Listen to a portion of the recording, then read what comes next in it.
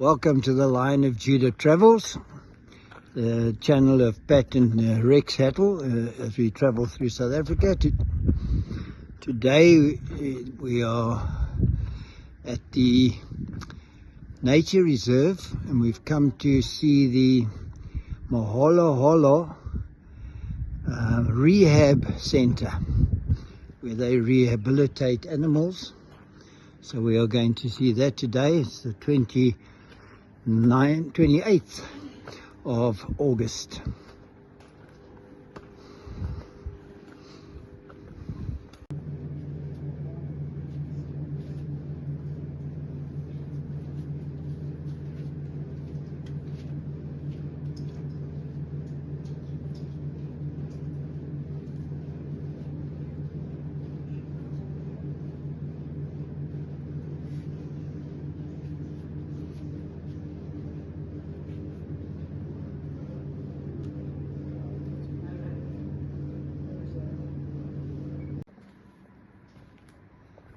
This is the museum. I'm not sure if the guide will bring us in here, but I thought I'd just give you a quick look about at the inside of the museum.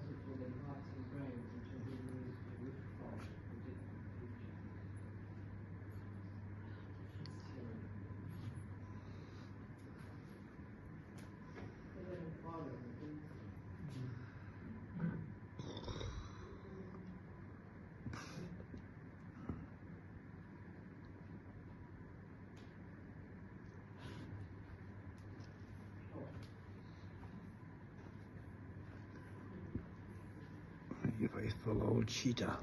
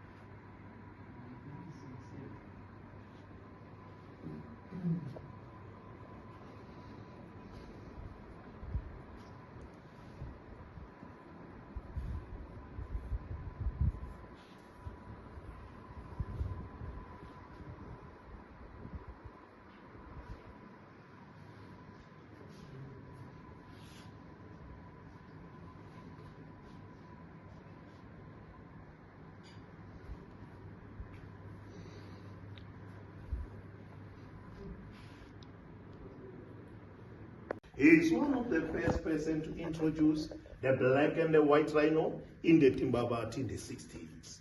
So while he was there in the park, he started developing love and passion for wildlife. When he started this place, it was a cattle farm. He converted into game. People start bringing orphan animal, injured animal. Some of the animal, through their injuries, they will never go back into the wild. What I'm trying to tell is that 90% of the animal that you'll be seeing this afternoon, they will never go back into the wild. They all have different stories to tell. You see, here in Africa, we are facing with few problems concerning wildlife. Firstly, habitat loss, snaring, poisoning, and the local people. Luckily, everybody came earlier. You went to the museum, you saw some disturbing pictures, some mount and some story. Those are the reality. Those are some of the things we face in the center. So I'm going to show you some few slides what Moholoholo is all about. Because some of you, when you came to the place like this, you are expecting to see animals that are busy on the rear and they're going to go back into the wild. The reality is that if we don't have those ones, we don't show them to the public. We keep them in the quarantine. Look right over there on top is the map of Africa. When everything was not perfect, birds used to migrate from Africa to Europe, Asia, no problem. But look at it now. So the green, that's the remaining natural habitat. As they land in the middle of Norway, agriculture, residential area, mining, so they are dying by millions. So as Moholoholo, we work in hand with different organizations. We work with farmers, we work with schools, we work with churches. With some of the farmers, if they walk inside their farm, they come across orphan baby, they come across dead animal. For example, over here, it's a leopard that was caught here on the waist. We were called when they with the vet started it, bring it to our side. After a couple of months, this leopard was healed and it was given a second chance. So I'm going to show you the slides. If you are very sensitive, please forgive me. This is the reality. Came with lots of pain. After a couple of months free from pain, and it was given a second chance.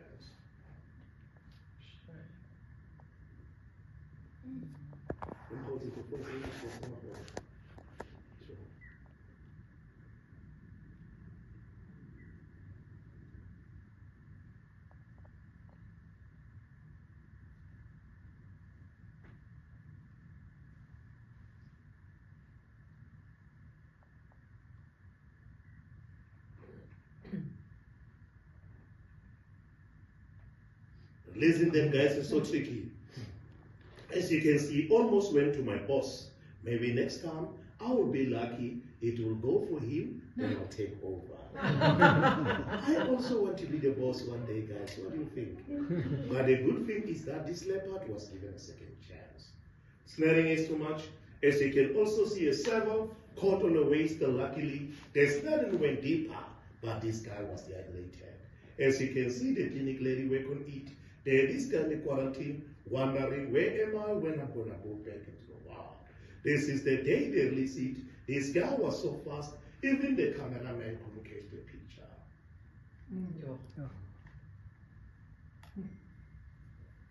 But behold for this one. Look at that lioness. This happened at Salati, where lots of animals have been poached. Some of the body parts missing. She was the survivor. She was caught over here. We went there with the vet added her, brought her to our side. After 4 months, as you can see at the bottom, she was perfectly healed and she was released back into the wild successfully. The sad part go this leopard at the bottom. This one was pushed inside the park, went to the village there, ate Manyeleti, ate somebody's cattle.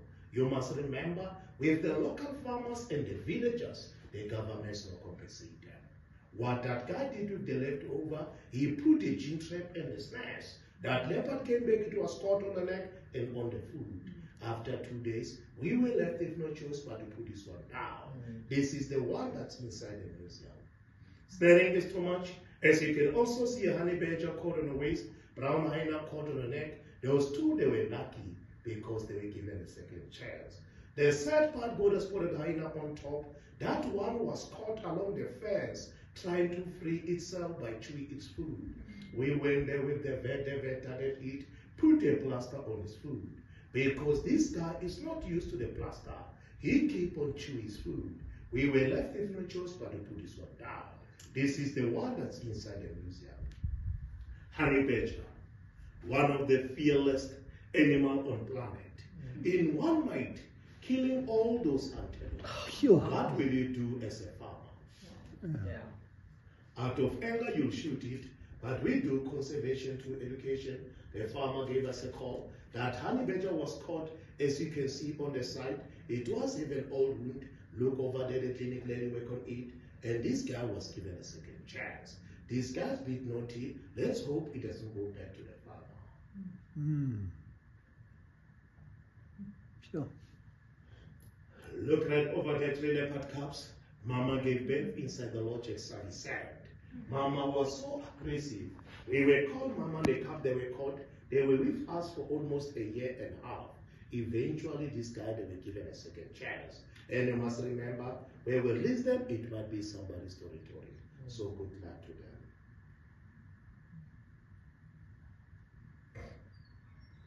As you can see, they are tired of frozen meat. They want to go and eat fresh now.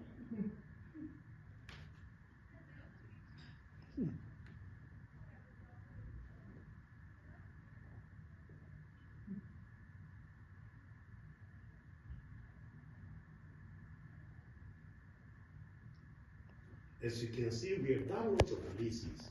Look like the way it's spotted hyena, brown hyena, jet leopard. All this back into us successfully. Look right over there, my boss lives in the leopard, running away for his life. He knew that I want to take over. This crocodile was caught in the village.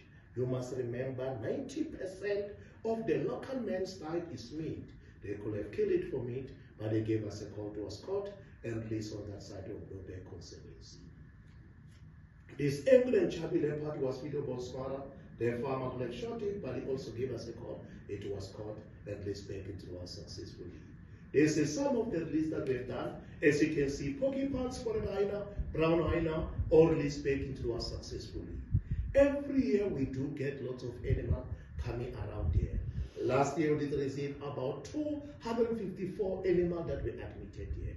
About 79 of them have been released back into us. Some of them have to put them down, some of them are still in the quarantine. So I've shown you the problematic animal, the snarly part, the release part. Now I'm going to show you something differently, the poisoning. You good people, when you are back home watching TV, they only show you the positive side of Africa. You never hear the sad part. The only sad part that you hear is rhino poaching, isn't it? But there is also other animals that are illegally poached than the rhino itself. For example, pangolin, skeleton eater, Moholoholo, illegally traded animal at the moment. One scale goes close $300 US, of which is too much.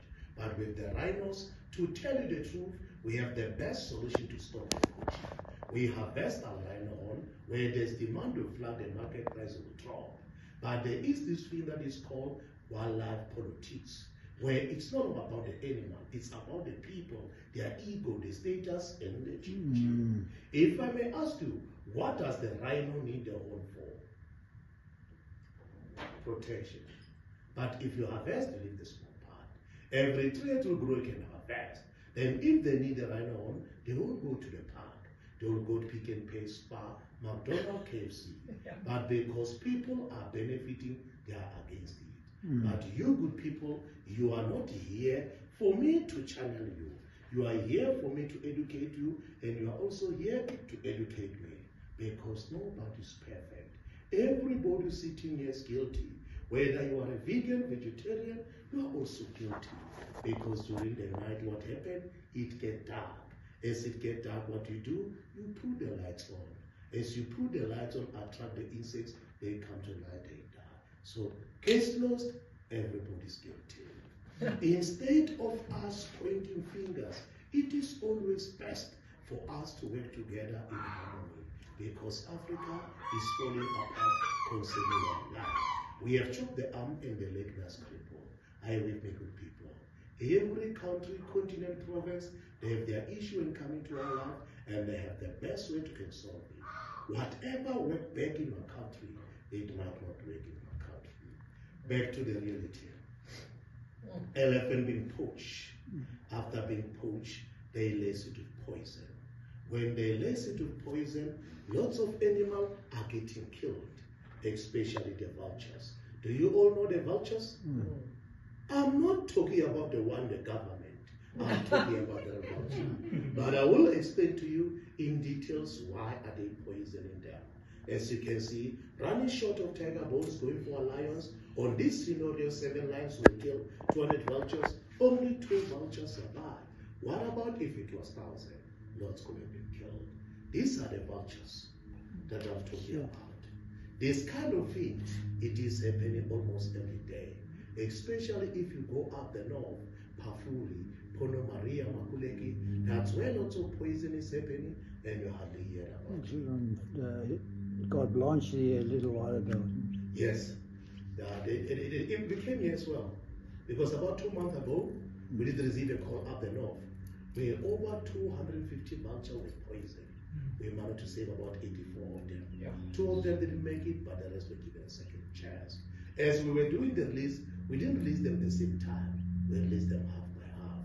The last release about 2 months ago, about a month ago, we didn't invite local people to come and test the release. But don't worry, I will explain to you in details why are they poisoning them. I'm almost done. Look at this scenario. Who will be brave enough to can drag a donkey leg right inside the park and lace it with poison? Also on this scenario, lots of vultures were killed. Luckily, our clinic lady arrived there on the scene on time. They were able to save some of the vultures. What they do on the scene, they shoot them, flushing away the poison. They have to do it every second hour. Sometimes they have to go for a week trying to get them right. Because it happened right inside the park, the public people wanted to know, what does the future hold for those poison vultures? Is Moholoholo going to keep them here, or they're going to go back into the wild? The answer was simple, they're going to go back. Then if they go back, how do you know if they're surviving? We ring them yellowtail and transmitter. On that day when they release them, the public were invited. This is the day. So if you come across a vulture with the yellowtail, you must know that it was poison and Moholoholo released it back into the wild. A few years ago, we were called a custody then for poison vultures. We were able to save some of them, take them, bring them, release them back into the wild. After a couple of months, they arrest another guy there on a tunnel with a bucket full of vulture. 2 of them with the yellow tag. We can do good job here at Moholoholo, but whatever happened outside, it's out of our reach. Yeah. We used to do conservation through education. We used to take our cheetahs, our eagle, to school shows, farm meeting to bring awareness. But because at this moment, we follow South African tourist guideline, we stop with the hands-on experience. But the school kids are still coming around there. In the last 2 years, we did receive about 40,000 school kids coming here. Yeah. It is always best to educate them from young age. In my days, when I was still young, when we see you guys go to the park, guess what? We were laughing at you. We didn't understand the value of wildlife. When we see the zebra, the impala, we will always think of me. But through education, that's why I'm here. I'm hoping that 40% of the school kids that are coming here, they can further study under wildlife, of it's going to be great. We even have our voluntary program where we have volunteer locally and overseas coming here to help us. Everybody is more than welcome to become a volunteer as long as if you're physical fit. So good people, there is not to shoot you, but I've realized one thing, that you didn't come here to see this kind of thing, you want to see the real animal. So the moment that we have been waiting for has finally arrived. I'm going to take you around, show you all the animals and tell you why they are here, but rules are very important. Please, good people, stick with me as your guide. Don't do your own thing. I've seen lots of people doing their own thing and they never come back. Feel free that you can take as many pictures as you like, as long as your own use, don't go and publish it or try to make money out of it. If you want to make money, you are more than welcome to go to the office and speak to management. And you must remember, there is no such a thing as a stupid question. You can ask, how many eggs does a lion lay? It's okay. I will eat an answer.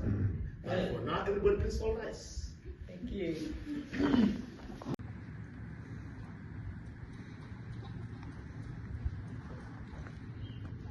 Next one. There weren't that many when we were last year, Hannah.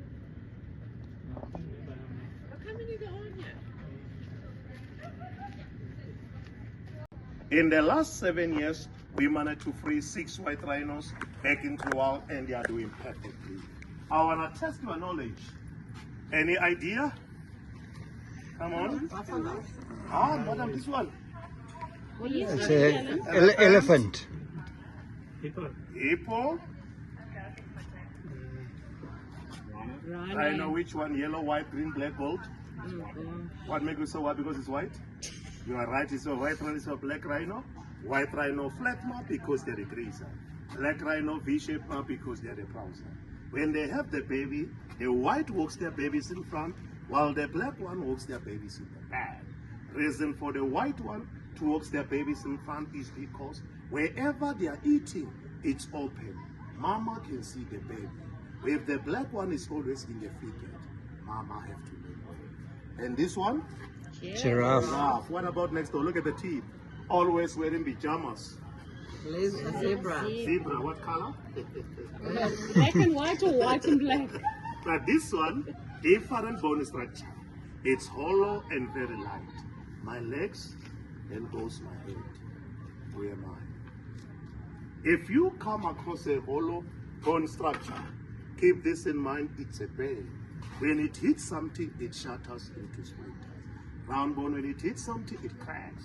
So this is your ostrich. So for now, we're gonna go on the corner and look at the vulture nicely. Push them back into the wild. We try to monitor their movement. So these are the vultures, the municipality of the bush. In South Africa, we have 9 species. In this area of the Lowveld, we've got 5 species. Look at this scary guys, that is the leopard face. We have the hooded vulture, the white-backed vulture, the Cape vulture, and the white-headed vulture.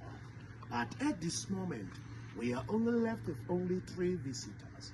We are left with the white-back, the Cape, and the hooded.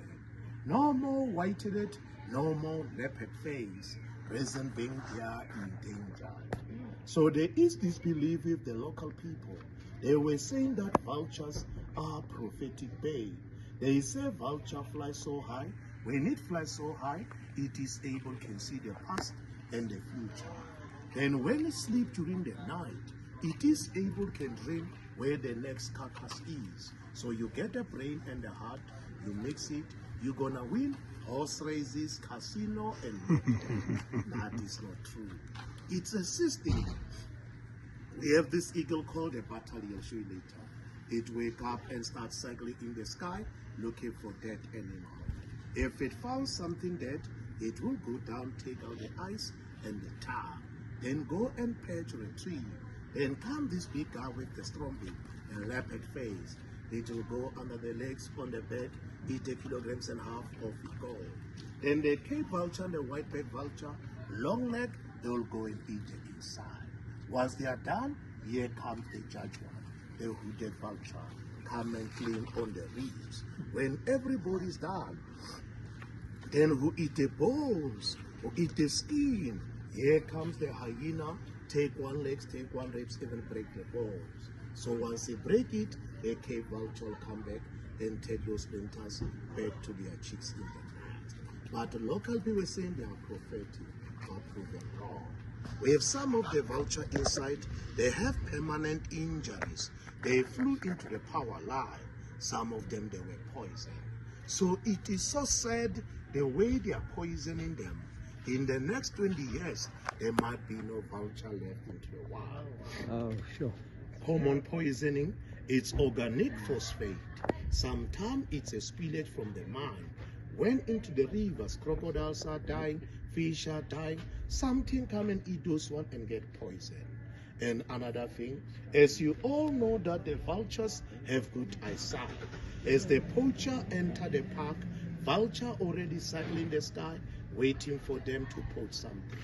Nowadays, when the ranger see lots of vulture in the sky, they always go and have a look what's going on. Then they found the poacher still busy, they arrest them. What the poacher are doing nowadays, after poaching something, they put poison on top. Vulture came down to eat, they get poison. I did show you the scenario of there in Pafuri and Pondo Maria, where they lay carcasses and vulture were poisoned. So stage is yours, get nice picture. Eventually, I'm gonna take you behind the scene and show you our 2 white lions. But with our lions, different story. We go inside the enclosure. Meet the Smith. And now all those vultures up there? Yeah, they're going to feed now. This guy's going down with the packy. Oh, so they know. Okay.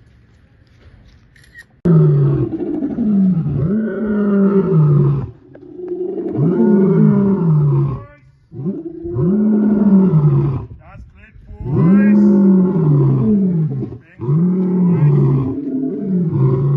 Thank you.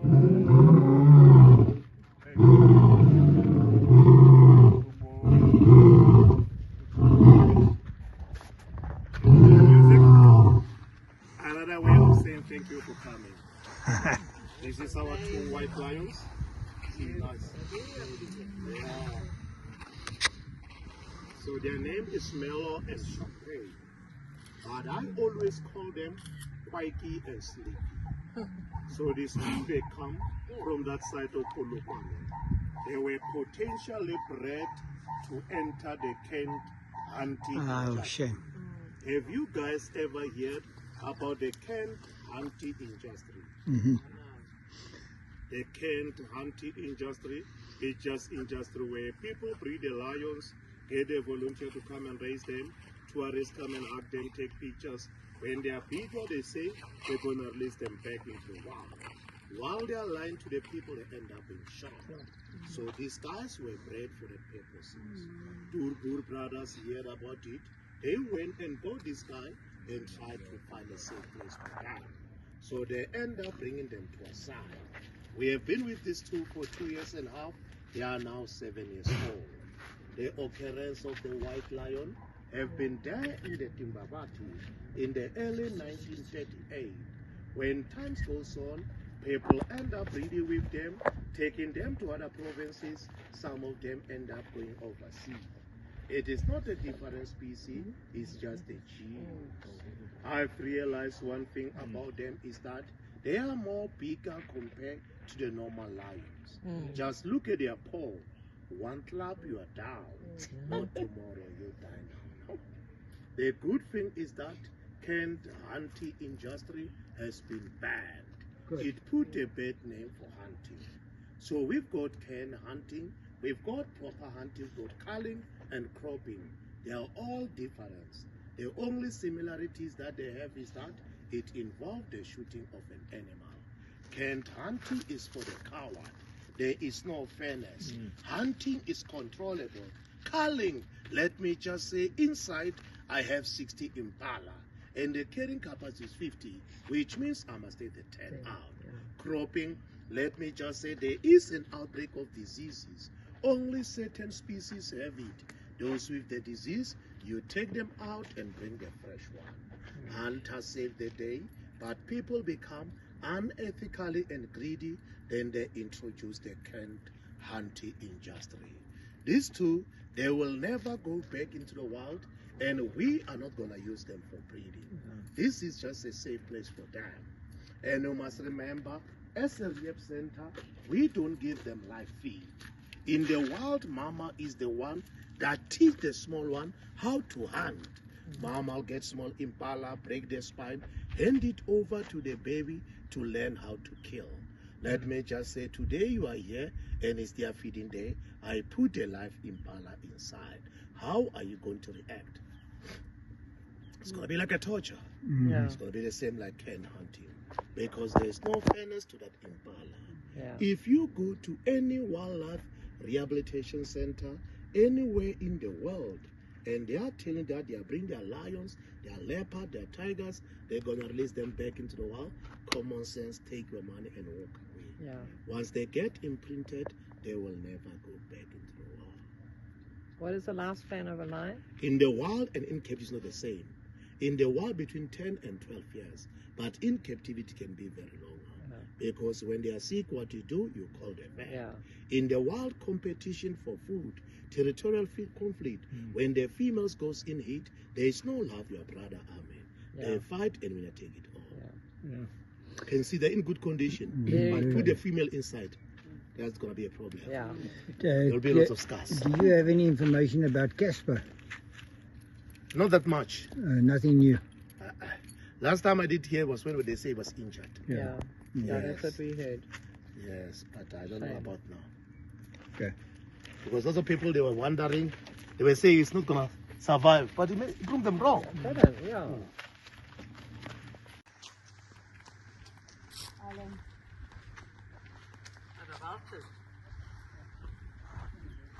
Those aren't vultures. Stay away from things they don't. Oh, that's some good advice.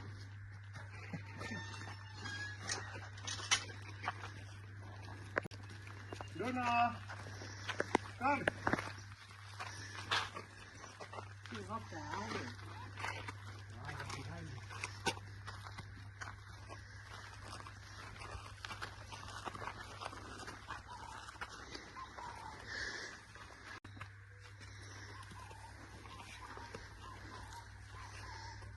Don't they respond to kitty, kitty, kitty?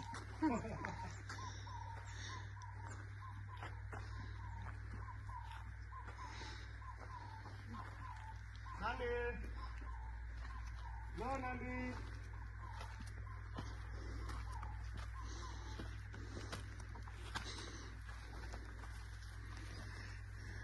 Ah, they're hiding somewhere.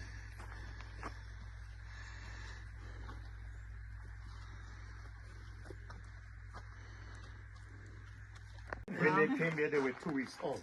Are these two 2 live? weeks old. Be careful there. They were confiscated from illegal trade. From where? Illegal trade. Okay. So we are the one who determines them. At the moment, these two, they are now 10 years old. So they're all quite old. Yes. I just want to come. Closer. They managed to get hold of him through the fence. They pull his arm through, then we call the vet to come and rescue him. But during the night, he died. So Delilah, she is the troublemaker. She's the one that started the fight, and Chewy end up paying with his life. Where first she come from Johannesburg Zoo, she was and raised there. She is now 12 years old. The same applied to Fagan Henry's, and Fagan is now 10 years old. As you look at Delilah at the back, she is very small.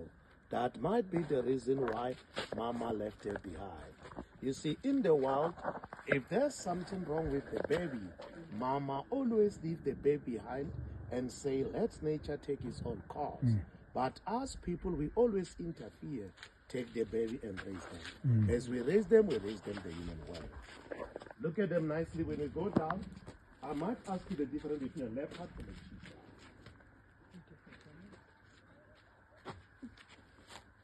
This way to our black leopard.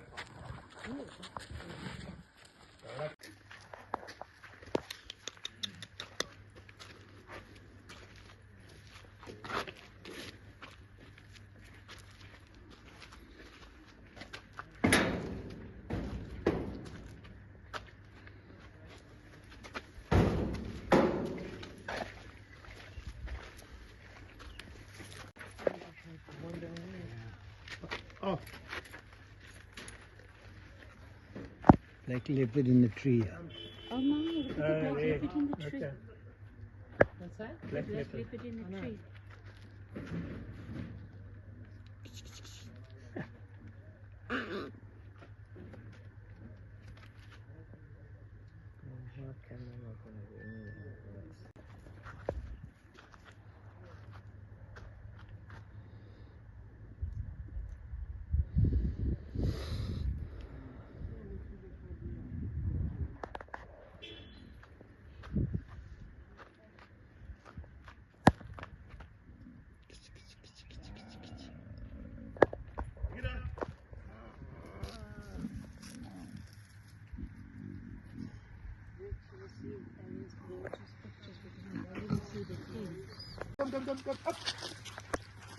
look at them.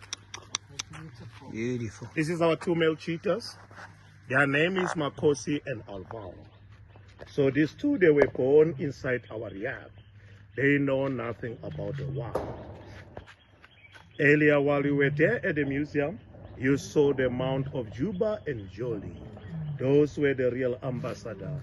Those were the ones that we used to take to school, shows and farm meeting. When they died, these two took over from them. In the last show that we took them, it was there in Mpumalanga. In 3 days' time, having about 15,000 local school kids. Some of them even said that it was a tiger.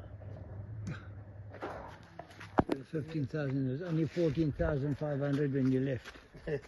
Of the cheetahs. Of the children. Yeah. We fed them to the cheetahs. Good job. They look really cute, but they're vicious.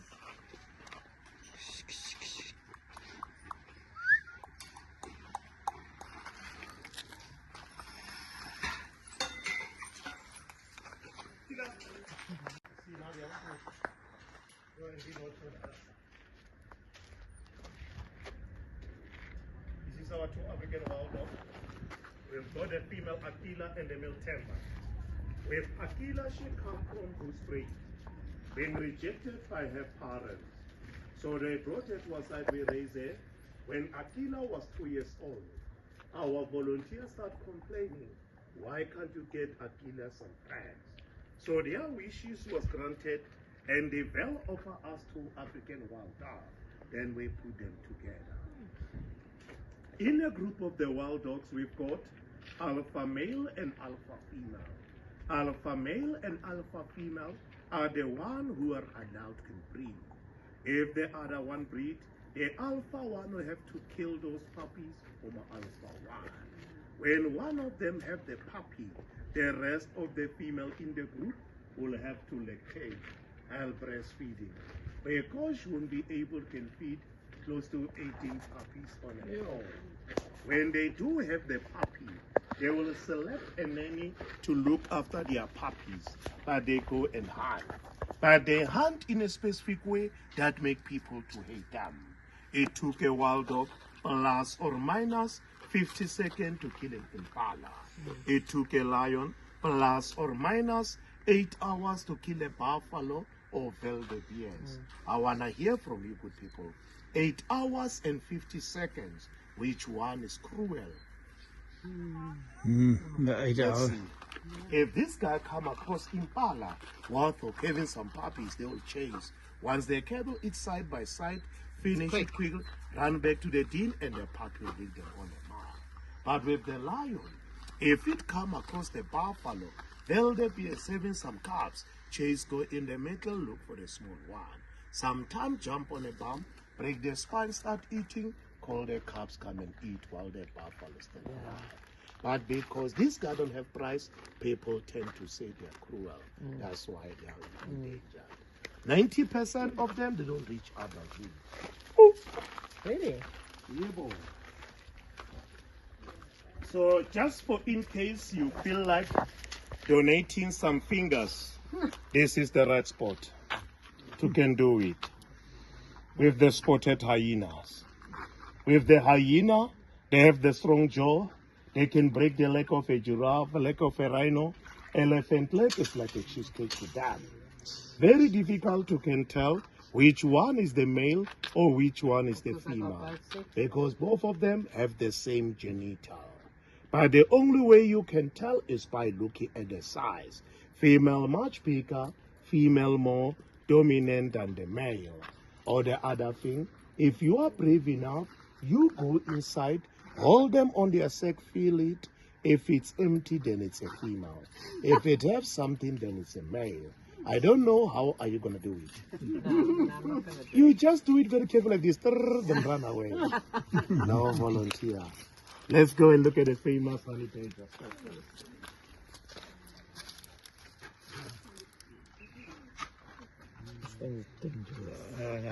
Hyenas, and when they laugh.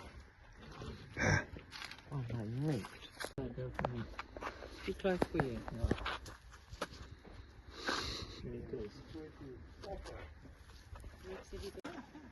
Which brand? And here comes the black leopard. Apple.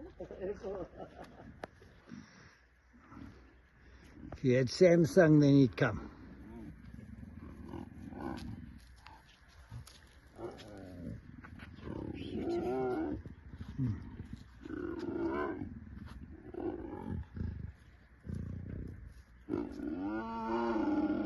Don't you like it, Bertie?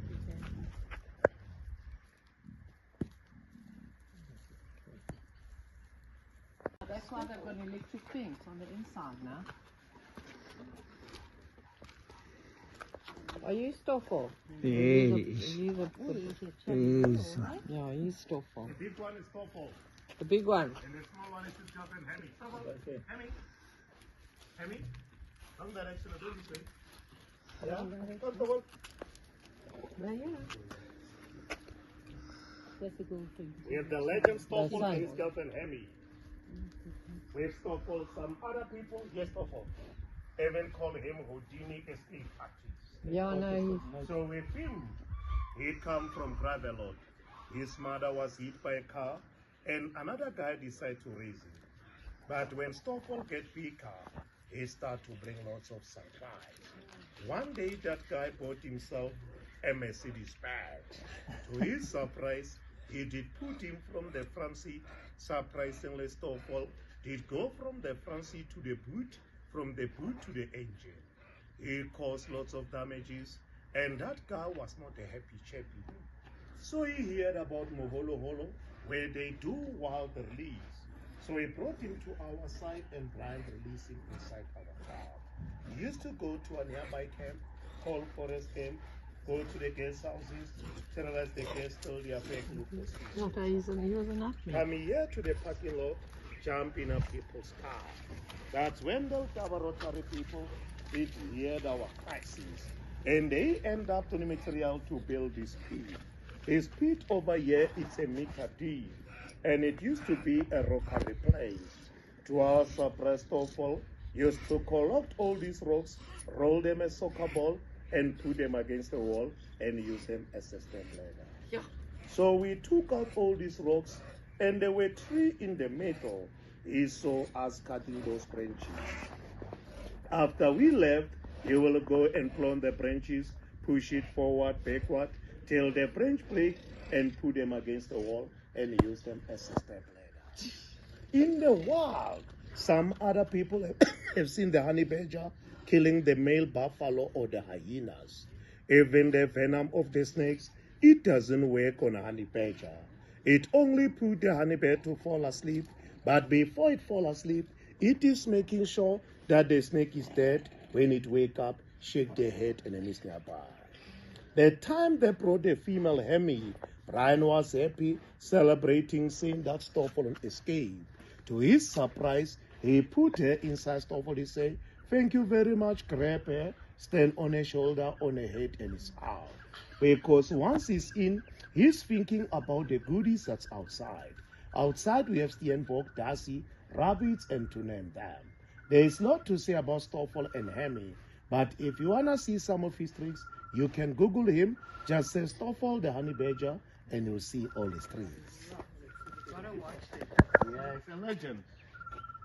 This week, feature the serval, and come and look at the caracal on the other side. Civil.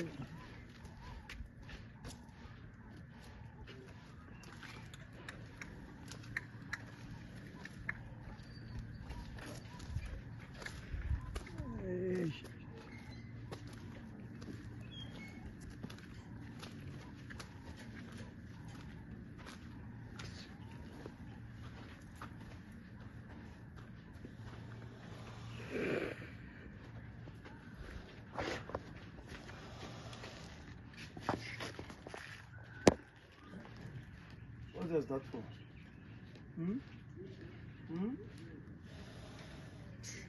The first cat that you walk past down there is the serval, Tirpostat, the third largest spotted cat in Africa.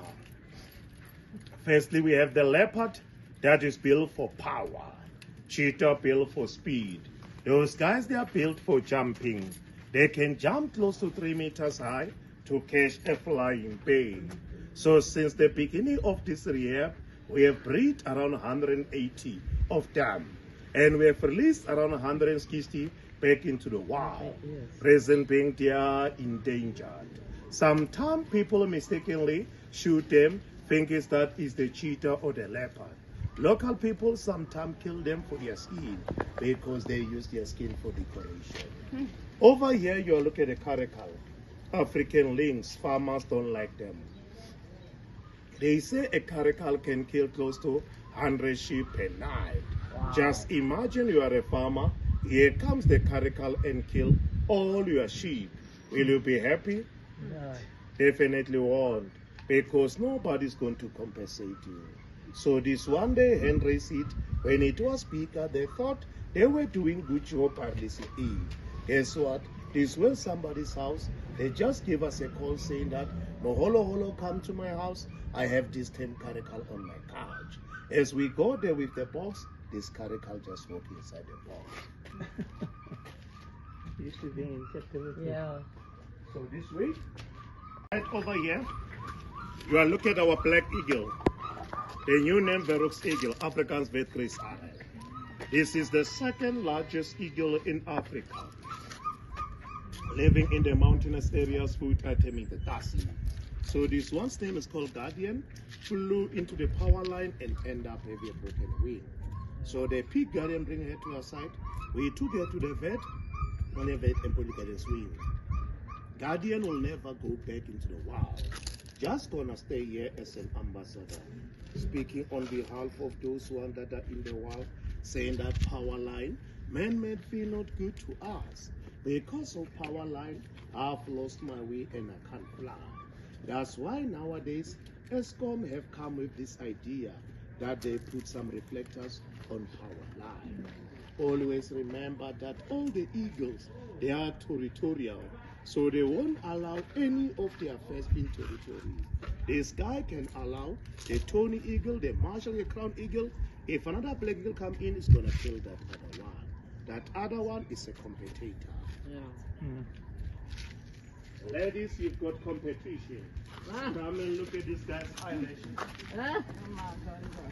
And words of advice, if this Southern ground on bill do good, come closer and try to offer you some sticks, some chicken. Don't accept. Otherwise, you will be part of our breeding program. What normally happens with the ground hornbill into the wild, it works like this. The male will go with the food to the female to propose. If she accepts, they are the partners. But here comes the difficult part. The male have to construct the nest to satisfy the female. If she's not happy, which means no breeding. So with them, they are now endangered. Firstly, they have lost their habitat because of the elephant pushing away those big trees. And they are slow breeders. Between 7 and 9 years, one chick, because Sokon chick doesn't survive. Good thing about them is that if this ones may die, it will stay single. These guys marry each other for life. Hallelujah. Like a fish eagle. The largest eagle in Marshall Africa, eagle. living in open savanna with the wingspan of 2.4, 2.6 meters long. Food item, Lega Van Steenbok and Guinea fowl. So these two, they were born inside our yard. Mother being poisoned, father went to somebody's territory and he was attacked. These two, they will never go back into the wild. Beautiful.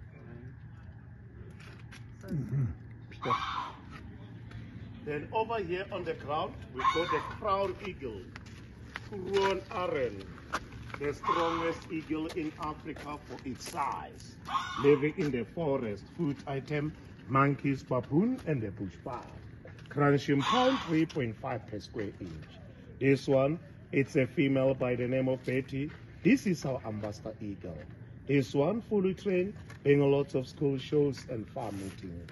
Brian learned the hard way. He was flying one of the crown eagle queen. It landed on his arm and break his arm. They always say dynamite comes in small packages, and it is true.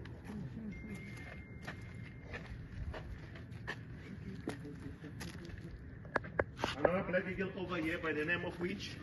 They don't call her Witch for no reason. Being hand raised and imprinted to human. She's a confused species. So this is our last enclosure. While we were there at the vultures, I spoke about the battalion, the spotter. I was referring to this eagle. With the female battalion at the end of the wing, the female's white and the male's black. And the juvenile one I informed the proud. So we've got Mr. Chicken, Miss Chicken, and Jealous over there. Mr. Chicken was in the nest and the elephant did push away the tree, fell on the ground, end up with a broken wing. So they picked him up into a side. We took him to the vet, and the vet put a pin on his wing. So with Miss Chicken and Jealous, both of them, they were poisoned. The gray one on the ground there, that is the gymnogene, African harrier hawk. When it arrived there, it was having a fish line on its talon. It went very deeply, wouldn't have any choice but to amputate it. The Tony eagle and the two African fish eagle, they were poisoned. So for now, you have an idea that power line, poisoning, snaring, not good to our animals. So with that note, it will bring us to the end of our tour. If I did say something wrong, you had your feelings so as rough to you, good people, I surrender. We all learn by making mistakes. Yeah. Thank you very much. Thank you. Thank You are you. now free. You can go home in peace, not in peace. Enjoy your holiday. There's a big power line over the canyon. You know, there's a 1.5 kilometer